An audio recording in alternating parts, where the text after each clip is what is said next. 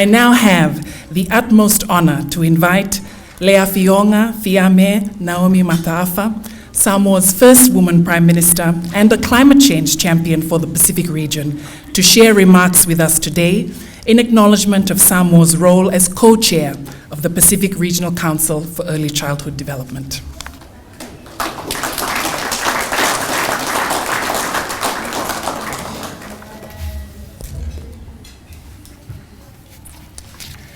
Your Excellencies, our high-level speakers and presenters, distinguished guests, I would like to acknowledge the children of the Blue Pacific, Tarafalawa.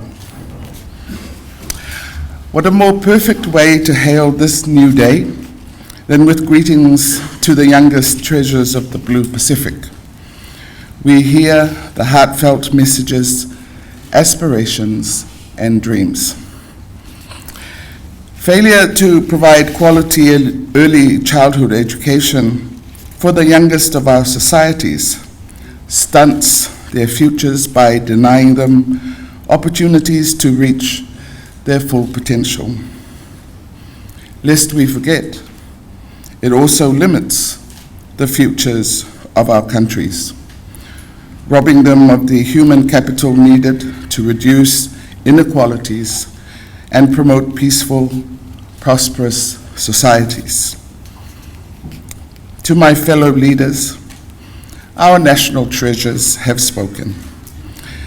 Let us lay the foundations now in the journey to 2050 by investing in early childhood development.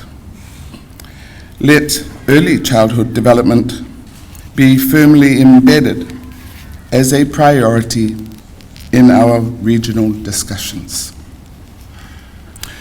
After all, it was the early investments in us that put us on our paths to where we find ourselves today.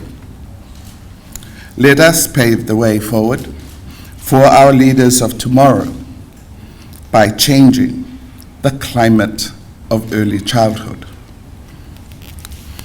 With the existential threat of the climate crisis, it is our young children's existence that we must sail through life's undulations with faith to assure protection and security. Hence, climate change dialogues must include early childhood development, which is everyone's responsibility through strengthened and inclusive partnerships nationally and at regional level. Ensuring a better future for the youngest citizens of the Blue Pacific requires a whole of society approach across all generations and integrated into all sectors, and address the key pillars of sustainable development and involving all stakeholders within and without government. It will require investment and prioritizing ECD and national development plans and policies, and in climate and resilience financing mechanisms as part of the dialogue on solutions. I think we need the little advisor that was talking this morning. With clarity of focus and careful investments, we can reap multiple rewards in the well-being of our Blue Pacific, in which young children and their families will thrive and are healthy, prosperous, and empowered custodians of our Pacific identity. Such rewards include resilient societies, economic empowerment, gender equality, and a high-quality relevant education attained only through investing in young children. Samoa is very proud to serve as co-chair with Fiji for the Pacific Regional Council for Early Childhood Development. And I would like to acknowledge my colleague, the Minister of Finance, Mulipola Nolosa, who's with us here this morning. The Council is currently navigating its journey towards an ECD policy and action plan.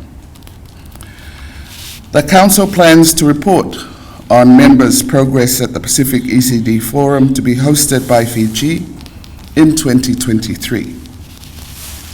You are invited to this forum to utilize the opportunity to give the Blue Pacific's youngest citizens the best start in life and respond to the Pacifica call to action on ECD. I would like to thank our speakers this morning, the Chair of the Pacific Islands Forum and Prime Minister of Fiji, our mother and daughter duo, Alisi Rambukawanga and Ayana, and our mobile Kindi children. Thank you for reminding us why we want to do this. This is central to the decisions we make as Pacific Forum leaders. Hopefully, our deliberations will shape the world in which the young children of the Blue Pacific will live. We all look forward to supporting our young children as the future custodians and inheritors of our 2050 Blue Pacific vision. Thank you.